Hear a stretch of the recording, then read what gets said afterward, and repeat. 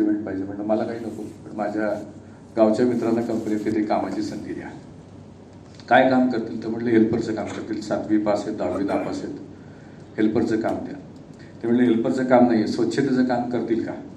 Indica ब्रँडचं election झालं होतं, मी हो म्हणून सांगितलं.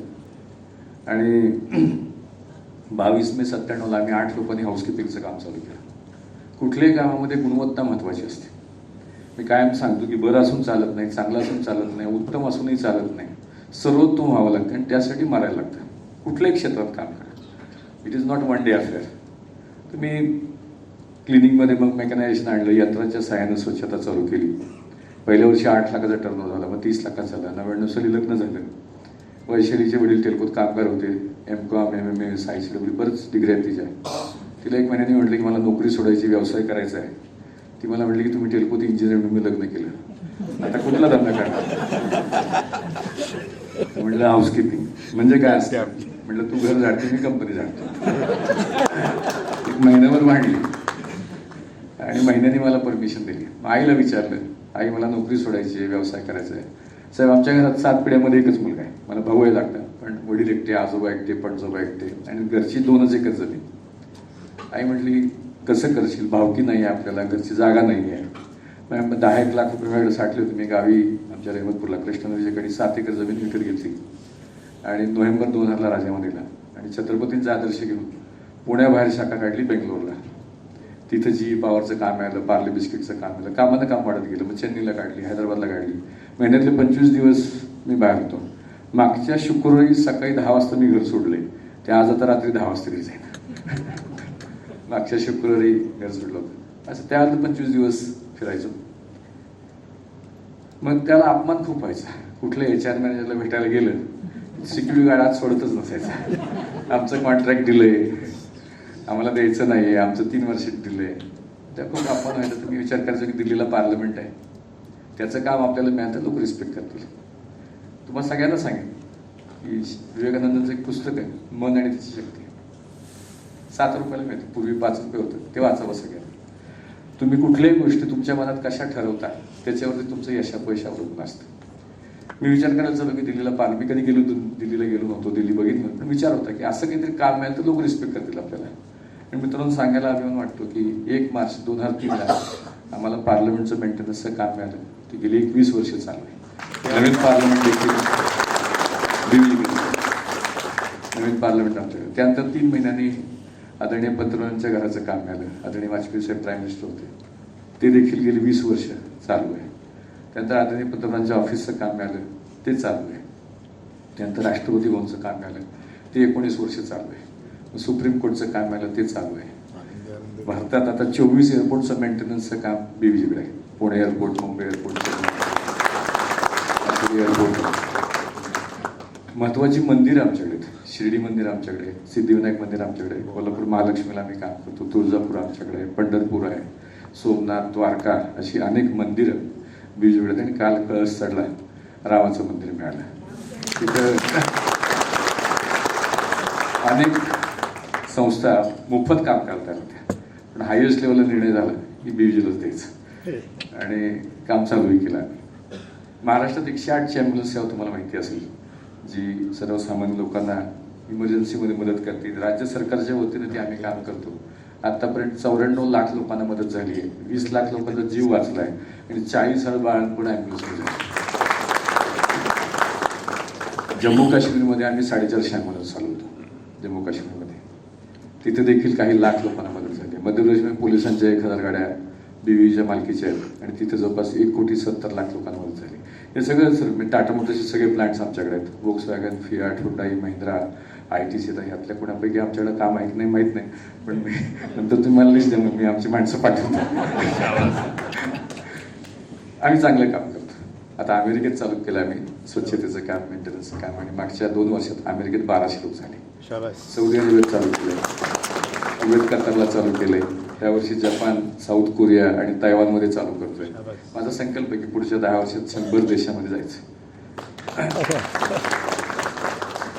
आणि मग 2012 साली सगळं चांगलं चाललेलं असताना वैशालीने घर बांधलं बाणेरला. 6,000 फुटाचं घर बांधलं. 6 बेडरूमचं बांधलं. देवाला म्हटलं देवा खूप दिलंस, आता नेमकं काय करायचं, शेतकऱ्यांसाठी काम करायचं.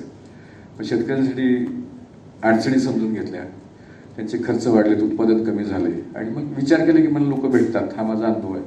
मला सगळे सायंटिस्ट वेगळे भेटले आणि आम्ही आता ॲग्रिकल्चरमध्ये टेक्नॉलॉजी डेव्हलप केली आहे. कुठलंही पीक कुठेही द्या, कुठलंही पीक कुठेही द्या, एका सीझनमध्ये मिनिमम 50% आम्ही उत्पन्न वाढवून देतो. खर्च कमी करून ऑर्गॅनिक पद्धतीने. गाई म्हशींमध्ये आम्ही काम चालू केलं. भाकड गाई म्हशीच्या 2-2 वर्ष प्रेग्नेंट होत नाहीत. 2-2 वर्ष. जिथं शेतकऱ्याचा दिवसाचा खर्च 250-300, महिन्याचा 7-8 हजार, वर्षाचा 1 लाख, 2 वर्षात 2 लाख. अशी जनावरं सगळे प्रयत्न करून थकलेली जनावरं मिळून तो मला द्या आणि 2 वर्षामध्ये अशी ज्याचं 2 लाख खर्च झालं ती जनावरं आम्ही 3 महिन्यात 60% जनावरं 1000 ते 1500 रुपयात कन्वर्ट करून देतो. 1000 ते 1500.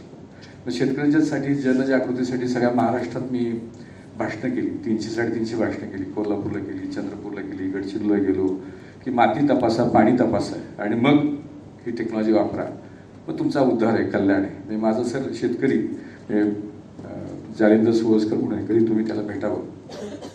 9 एकर शेतीमध्ये त्यांनी आत्तापर्यंत, कालच हिशोब विचारला, त्यांना अजून मार्च संपायचा आहे, 9 महिन्यामध्ये त्यांनी 2,70,00,000 रुपये कमवलेत. एकरी 30 लाख रुपये कमवत होतो. एकरी 30 लाख रुपये. म्हणजे महाराष्ट्रातला ॲव्हरेज शेतकरी 30,000 रुपये कमवतो आणि एकरी 30 लाख रुपये कमवतो. असे अनेक शेतकरी, म्हणजे 5 लाखाच्या पुढे क्रॉस केले आमचे आता 1000 शेतकरी असतील. मग त्यासाठी मी काम चालू केलं. मला लक्षात आलं की शेतकऱ्यांच्या आरोग्याचे प्रश्न त्यापेक्षा खूप भयानक आहेत.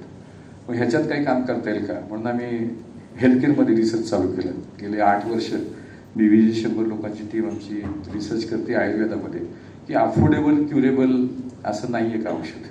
आणि त्यातही सांगायला आनंद आहे की आयुर्वेद वेगळं काय करतो. ते चरक संहितेत सांगितलं की अमक्या झाडाची साल ही चैत्र पौर्णिमेला काढा. आम्ही म्हटलं चैत्र पौर्णिमाच का, बाकी दिवशी का नको. पण दर 15 दिवसांनी साल काढली आणि लक्षात असं आलं की चैत्र पौर्णिमेला त्यात औषधी गुणधर्म 5%, बाकी कधी 0.5% इतकं व्हेरिएशन. म्हणजे ऊस 4थ्या महिन्यात तोडला तर गोड लागतो, पण त्याची मॅच्युरिटी 12व्या महिन्यात येते.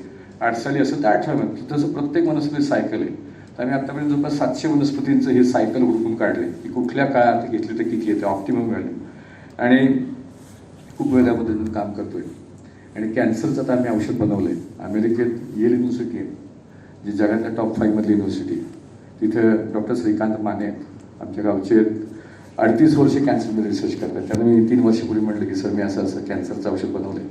ते थोडेसे हसले बघून माझ्याकडे. मला म्हटलं आणि तुझं हाऊसकीपिंगचं काम चांगलं आहे, तुझं ॲम्ब्युलन्सचं काम चांगलं आहे, तू शेतीतही काम करतो, आता औषधं पण बनवायला लागला. म्हणजे साहेब तुम्ही टेस्ट करा मग बोलू. मग 2 वर्षापूर्वी औषध पाठवून दिलं. त्यांनी मला 1 महिन्याने फोन केला की रिझल्ट येत नाही आहेत, तुम्ही एक्सेल शीट मॅनिप्युलेट करता, भारतात जुगाड करता. म्हणजे सर खोटं काम कधी केलं नाही, तुम्ही नीट चेक करा. मग प्रोटोकॉल सेट करून दिले. गोपाळ कुंडू म्हणून तितकेच मोठे सायंटिस्ट आहेत, त्यांचं बोलणं करून दिलं. 6 महिन्यांनी सरांचा फोन आला की आणि मग त्याला नोबेल प्राईज मिळू शकेल. 24 तासात कॅन्सर सेल मरतायत आणि चांगले सेल धक्का लागत. तर आणि जवळपास 1200 कॅन्सरचे पेशंट आमच्याकडे बरे झाले. परवाच ते धैर्यशील मानेने मला बोलवलं, त्यांच्या मतदारसंघात म्हणले खूप कॅन्सर पेशंट आहेत. म्हटलं तुम्ही ट्रायल घ्या आणि बघू. हार्टचं औषध आम्ही बनवलं, हार्टचे ब्लॉकेज काढतं, हार्टचं पंपिंग इम्प्रूव्ह करतं. लिव्हर सिरोसिसचं औषध बनवलं, फॅटी लिव्हरचं बनवलं. मी काय केलं, भारतातले 60 वैदू जे कोणी मेघालयातला आहे, कोणी बस्तरच्या जंगलातला आहे, कोणी भीमाशंकरच्या, ज्यांच्याकडे 10-10 हजार लोक बरे झालेत, ह्यांना पार्टनर केलं आणि त्यांचे प्रूव्हन फॉर्म्युलाज घेऊन आम्ही रिव्हर्स इंजिनिअरिंग करतोय. की वेस्टर्न वर्ल्डला जे पाहिजे इव्हिडन्स बेस्ड टेस्ट करून काम करायचं आणि असं सगळं काम चालू केलं. ह्यात आता सगळ्या आजारांची होती. म्हणजे केस गळू नये म्हणून आहे, ॲक्ने येतो यंग एजला, एका दिवसात रिझल्ट येतो. यंग एजला पुटकू येतात, 1 दिवसात जर लावलं तर दिवसात 3-4 वेळा लावलं की पुटकू यायचं बंद होतं. असं आम्ही क्रीम बनवलं, अँटी एजिंग क्रीम बनवलंय महिलांसाठी, खूप चांगले रिझल्ट.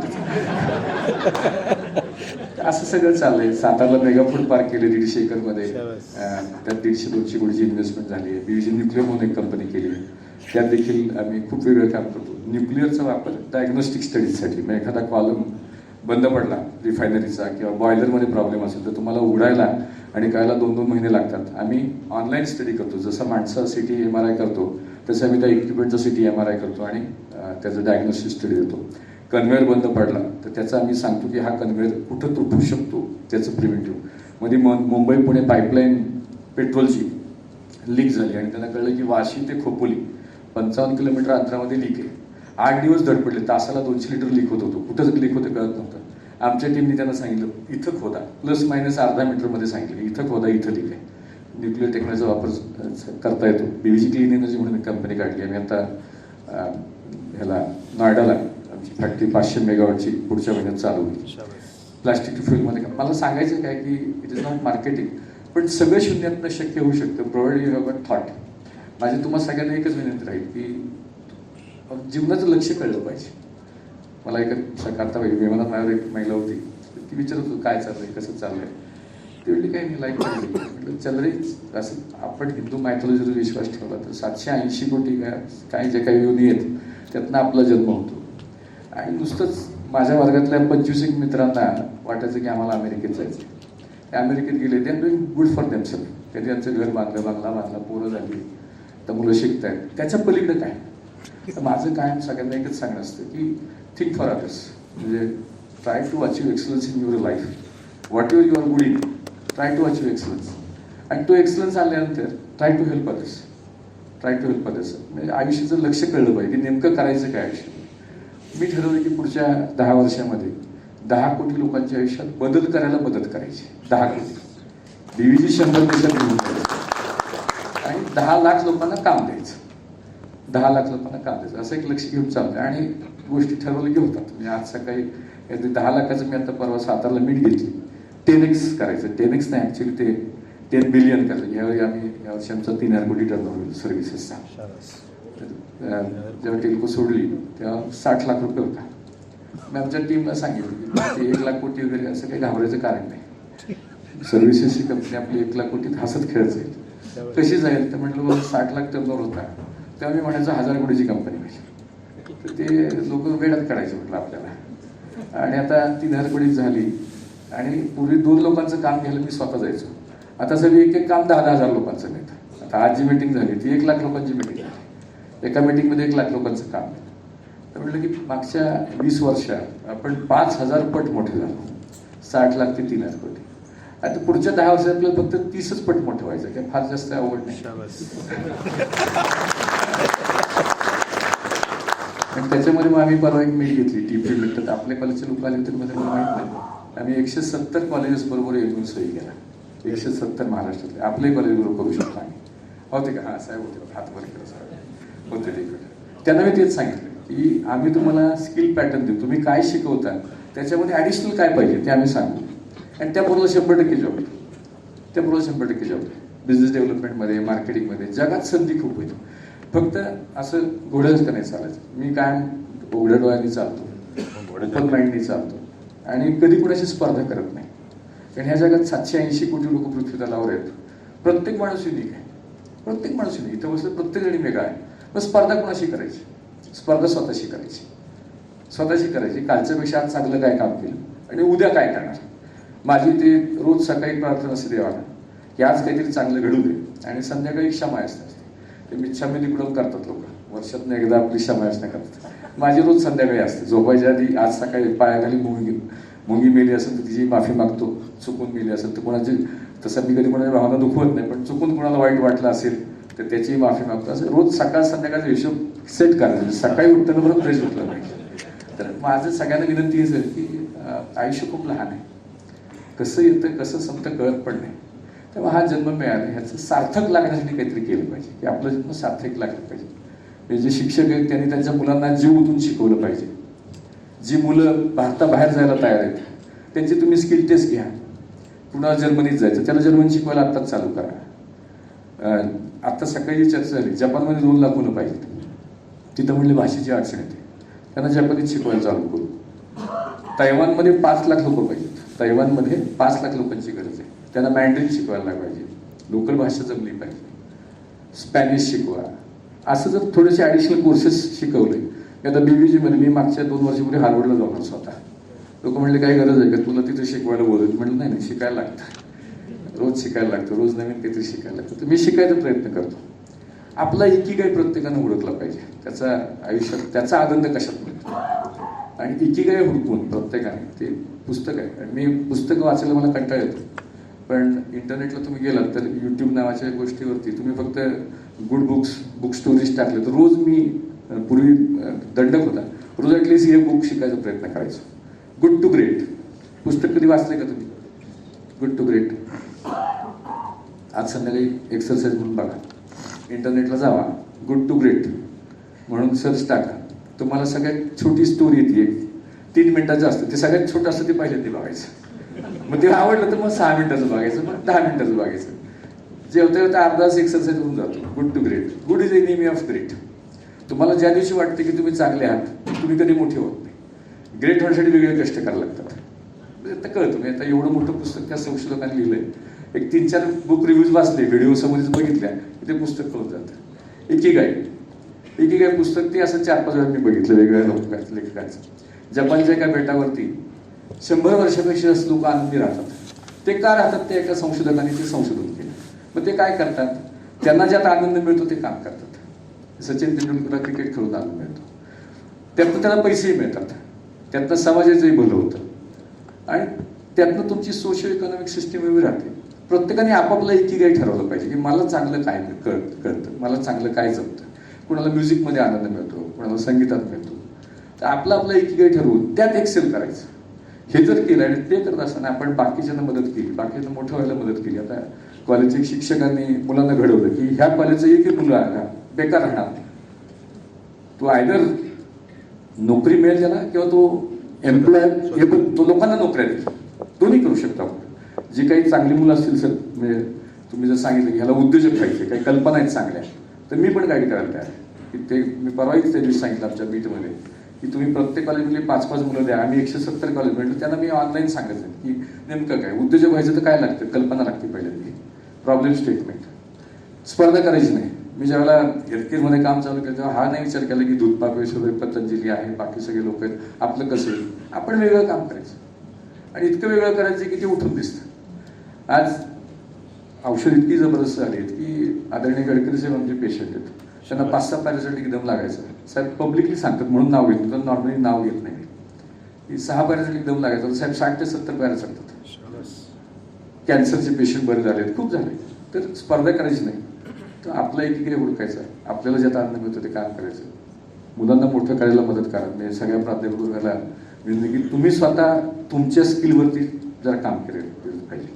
कारण एकदा ती सेटनेट झालं, पीएचडी झाली, पगार झाला चांगला, लोक थोडेसे दुर्लक्षित होतात. असे सगळे नसतात, पण मी आपलं मोटिवेट करायला प्रयत्न करतो की प्रत्येकाने रोज शिकायला प्रयत्न केला पाहिजे, प्रत्येकाने. आणि ज्ञान इतकं आहे समाजामध्ये, देशामध्ये, जगामध्ये की कितीही शिकला तर ते कमीच असतं, कमीच पडतं. तर प्रत्येकाने शिकावं, HR मॅनेजर शिकावं आणि काहीतरी वेगळं काम करायचा प्रयत्न करूयात. आणि भारत महासत्ता नक्की होणार आहे, पण ते प्रत्येकाने टेकू लावला पाहिजे.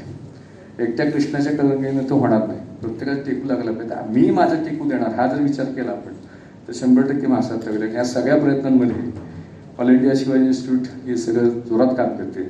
आदरणीय मालोजी साहेब आणि मालोजी राजे आणि सगळे शिक्षक वर्ग आणि सगळे HRचे लोक, आपण आपला हातात भार लावूया आणि आपण मोठे होत असताना बाकीच्यांना मोठं करायला मदत करू.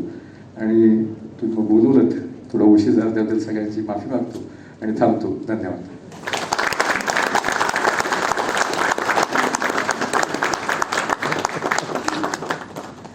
धन्यवाद सर. आपण विद्यार्थ्यांसाठी पुस्तकी ज्ञानासोबतच कौशल्य विकास किती महत्त्वाचा आहे हे सांगितलं. आपण आपला जीवन संघर्ष आणि BVGची वाटचाल आमच्याबरोबर शेअर केलीत. आपले व्यावसायिक यश आणि सामाजिक दायित्व बघता या दोघांचं एक उत्तम समीकरण आपण आहात हे आज आम्हाला सगळ्यांना पुन्हा एकदा समजलं. आपलं समाज उद्धारासाठीचं जे उत्तुंग कार्य आहे ते आम्हा सर्वांना सदैव प्रेरणा देत राहील. आपण आलात, व्यस्त दिनचर्येतून वेळ काढून आमच्यासाठी आलात, त्याबद्दल खूप खूप धन्यवाद सर.